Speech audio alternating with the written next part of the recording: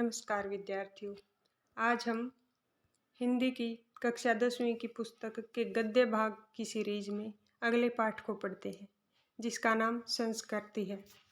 यह संस्कृति एक निबंध है जिसके रचयिता भदंत आनंद कौशल्यायन है। आइए सबसे पहले इनकी जीवनी के बारे में पढ़ते हैं। भदंत आनंद कौशल्यायन का जन्म सन 1905 में पंजाब के अंबाला जिले के सोहाना गांव में हुआ। उनके बचपन का नाम हरनाम दास था। उन्होंने लाहौर के नेशनल कॉलेज से बीए किया। अनन्य हिंदी सेवी कौशल्यायन जी बौद्ध भिक्षु थे और उन्होंने देश विदेश की काफ़ी यात्राएं की तथा बौद्ध धर्म के प्रचार प्रसार के लिए अपना सारा जीवन समर्पित कर दिया। वे गांधी जी के साथ लंबे अरसे तक वृद्धा में रहे। सन 1988 में उनका निधन हो गया। भदंत आनंद कौशल्यायन की 20 से अधिक पुस्तकें प्रकाशित हैं, जिनमें भिक्षु के पत्र, जो भूल ना सका, आह ऐसी दरिद्रता, बहानेबाजी, यदि बाबा ना होते, रेल का टिकट, कहाँ क्या देखा आदि प्रमुख है। बौद्ध धर्म दर्शन संबंधित उनके मौलिक और अनुदित अनेक ग्रंथ हैं, जिनमें जातक कथाओं का अनुवाद विशेष उल्लेखनीय है।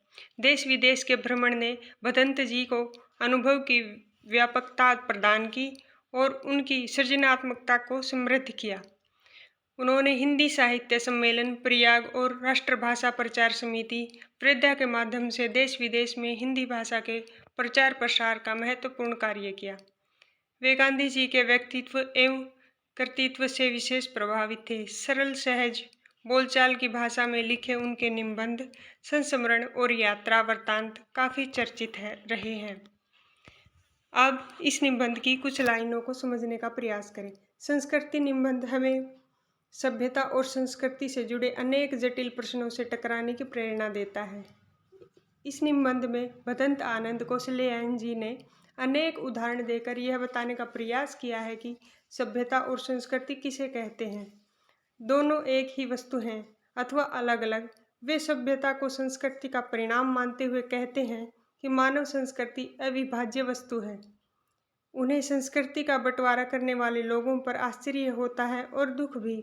उनकी दृष्टि में जो मनुष्य के लिए कल्याणकारी नहीं है, वह न सभ्यता है और न ही संस्कृति। जो शब्द सबसे कम समझ में आते हैं और जिनका उपयोग होता है सबसे अधिक, ऐसे दो शब्द हैं सभ्यता और संस्कृति। इन दो शब्दों के साथ जब अनेक विश्लेषण लग जाते हैं, उदाहरण के लिए जैसे भौतिक सभ्यता और आध्यात्मिक सभ्यता, तब दोनों शब्दों का जो थोड़ा बहुत अर्थ समझ में आया रहता है, वह भी गलत सलत हो जाता है। क्या यह एक ही चीज़ है अथवा दो वस्तुएं? यदि दो हैं तो दोनों में क्या अंतर है? हम इसे अपने तरीके पर समझने की कोशिश करें। कल्पना कीजिए उस समय की जब मानव समाज का अग्नि देवता से साक्षात्कार नहीं हुआ था। आज तो घर घर चूल्हा जलता है। जिस आदमी ने पहल आग का आविष्कार किया होगा, वह कितना बड़ा आविष्कारता होगा। अथवा कल्पना कीजिए उस समय की जब मानव को सुई धागे का परिचय न था। जिस मनुष्य के दिमाग में पहल बात आई होगी कि लोहे के एक टुकड़े को घिसकर उसके एक सिरे को छेद कर और छेद में धागा पिरोकर कपड़े के दो टुकड़े एक साथ जोड़े जा सकते हैं, वह भी कितना बड़ा आविष्कर्ता रहा होगा। इन्हीं दो उदाहरणों पर विचार कीजिए। पहले उदाहरण में एक चीज है किसी व्यक्ति विशेष की आग का आविष्कार कर सकने की शक्ति और दूसरी चीज है आग का आविष्कार।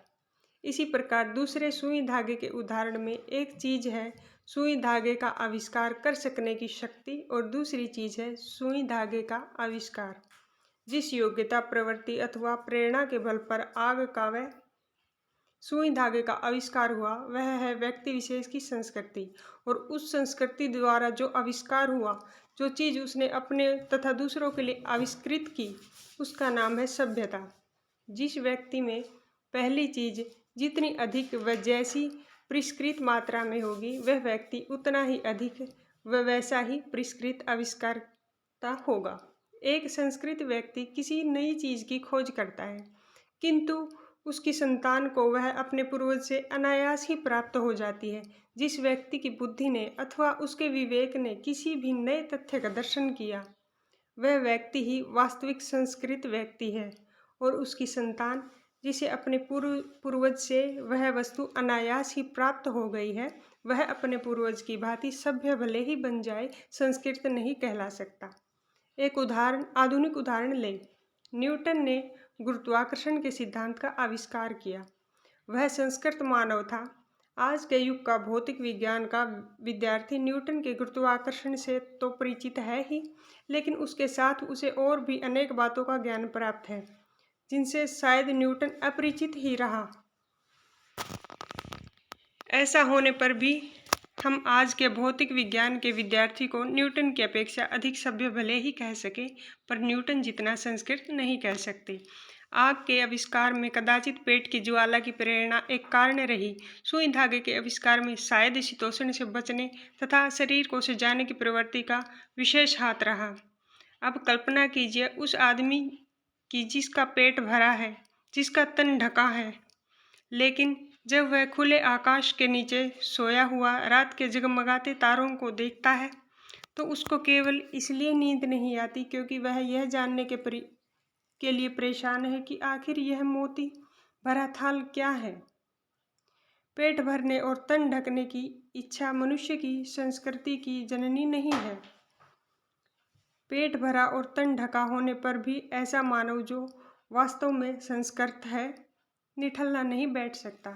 हमारी सभ्यता का एक बड़ा अंश हमें ऐसे संस्कृत आदमियों से ही मिला है, जिनकी चेतना पर स्थूल भौतिक कारणों का प्रभाव प्रधान रहा है, किंतु उनका कुछ हिस्सा हमें मनीषियों से भी मिला है, जिन्होंने तथ्य विशेष को किसी भौतिक प्रेरणा के वशीभूत होकर नहीं, बल्कि उनके अपने अंदर की सहज संस्कृति के ही कारण प्राप्त किया है। रात के तारों को देखकर न सो सकने वाला मनीषी हमारे आज के ज्ञान का ऐसा ही प्रथम पुरस्कर्ता था। भौतिक प्रेरणा, ज्ञानेप्सा, क्या ये दो ही मानव संस्कृति के माता पिता हैं? दूसरे के मुंह में कोर डालने के लिए जो अपने मुंह का कोर छोड़ देता है, उसको यह बात क्यों और कैसे सूझती है? रोगी बच्चे को सारी रात गोद में लिए जो माँ बैठी रहती है, वह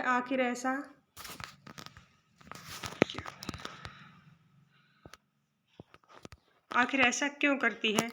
सुनते हैं कि रूस का भाग्य विधाता लेनिन अपनी डेस्क में रखे हुए डबल रोटी के सूखे टुकड़े स्वयं न खाकर दूसरों को खिला दिया करता था। वह आखिर ऐसा क्यों करता था? संसार के मजदूरों को सुखी देखने का स्वप्न देखते हुए कार्ल मार्क्स ने अपना सारा जीवन दुख में बिता दिया, और इन सबसे बढ़कर आज से 2500 वर्ष पूर्व सिद्धार्थ ने अपना घर केवल इसलिए त्याग दिया कि किसी तरह तृष्णा के वशीभूत लड़ती कटती मानवता सुख से रह सके। हमारी समझ में मानव संस्कृति की जो योग्यता आग व सुई धागे का आविष्कार कराती है, वह भी संस्कृति है। जो योग्यता तारों की जानकारी कराती है, वह भी है। और जो योग्यता किसी महामानव से सर्वस्व त्याग कराती है, वह भी संस्कृति है। और सभ्यता है संस्कृति का परिणाम। हमारे ज्ञान, हमारे खाने पीने के तरीके, हमारे ओढ़ने पहनने के तरीके, हमारे गमन आगमन के साधन, हमारे परस्पर कट मरने के तरीके, सब हमारी सभ्यता है। मानव की जो योग्यता है उससे आत्मविनाश के साधनों का आविष्कार कराती है।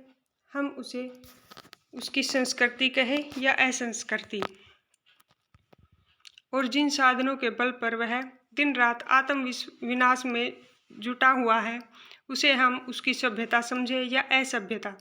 संस्कृति का यदि कल्याण की भावना से नाता टूट जाएगा, तो वह असंस्कृति होकर ही रहेगी, और ऐसी संस्कृति का अवश्यंभावी परिणाम असभ्यता के अतिरिक्त दूसरा क्या होगा? संस्कृति के नाम से जिस कूड़े करकट के ढेर का बोध होता है, वह न संस्कृति है न रक्षणीय वस्तु। अक्षण अक्षण परिवर्तन होने वाले संसार में किसी भी चीज को पकड़कर बैठा नहीं जा सकता। मानवता ने जब जब प्रज्ञा और मैत्री भाव से किसी नए तथ्य का दर्शन किया है तो उसने कोई वस्तु नहीं देखी है जिसकी रक्षा के लिए दलबंदियों की जरूरत है। मानव संस्कृति एक अविभाज्य वस्तु है और उसमें जितना अंश कल्याण का है वह अकल्याणकर की अपेक्षा श्रेष्ठ ही नहीं स्थायी भी है।